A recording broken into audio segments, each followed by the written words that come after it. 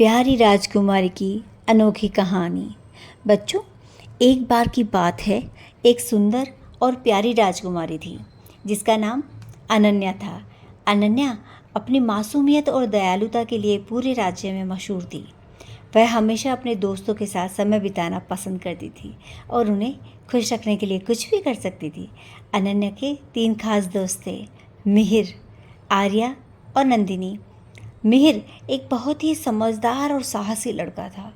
आर्या एक बहुत ही चुलबुली और हंसमुख लड़की थी और नंदिनी एक बहुत ही बुद्धिमान और शांत स्वभाव की लड़की थी। ये चारों हमेशा एक साथ रहते और हर दिन कुछ न कुछ नया काम रोमांचक करते। एक दिन अनन्या और उसके दोस्त जंगल में खेलने गए।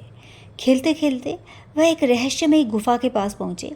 गुफा के अंदर से एक हल्की सी रोशनी आ रही थी और सबकी जिज्ञासा बढ़ गई। अनन्या ने सबसे पहले अंदर जाने का निर्णय लिया। मिहिर, आर्या और नंदिनी भी उसके पीछे पीछे चल पड़े। गुफा के अंदर उन्होंने देखा कि एक बहुत पुराना सुनहरा बक्सा रखा है। बक्से के चारों ओर सुंदर सी नक्काशी थी और उस पर एक ताला लगा हुआ था। अनन्या ने कहा, हम सब इस बक्से को खोल सकते हैं, लेकिन हमें पहले इसकी चाबी ढूंढनी होगी। उन्होंने मिलकर पूरी गुफा की तलाशी ली, पर उन्हें कहीं पर भी चाबी नहीं मिली। तभी नंदिनी ने कहा, हमें इस गुफा की कहानी सुननी चाहिए, शायद हमें कुछ सुराग मिले। आर्या ने कहा, हमारे महल के पुस्तकालय में इस गुफा के बारे में कुछ मिल सकता है।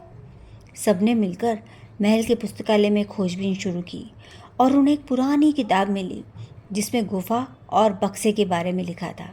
उसमें लिखा था कि चाबी जंगल के सबसे बड़े पेड़ के नीचे छुपी हुई है।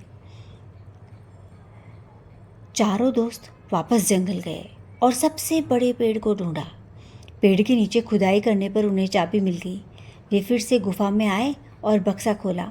बक्से के अंदर एक खूबसूरत क्रिस्टल का टुकड़ा था जो प्रकाशमान था। अनन्या ने क्रिस्टल को छुआ और अचानक से पूरी गुफा चमक उठी। वह एक जादुई दृश्य उत्पन्न हुआ जिसमें एक प्यारी परियों की दुनिया दिखाई दी। परियों ने अनन्या और उसके दोस्तों को धन्यवाद दिया और कहा, ये क्रिस्टल हमारे संसार का द्वार है।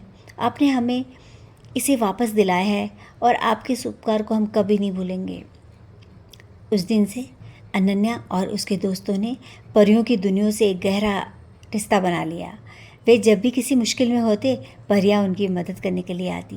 अनन्या और उसके दोस्तों ने सीखा कि सच्ची मित्रता और साहस से हर मुश्किल को पार किया जा सकता है और इस तरह अनन्या और उसके दोस्तों की दोस्ती और भी मजबूत हो गई और वे हमेशा खुश और सुरक्षित रहे।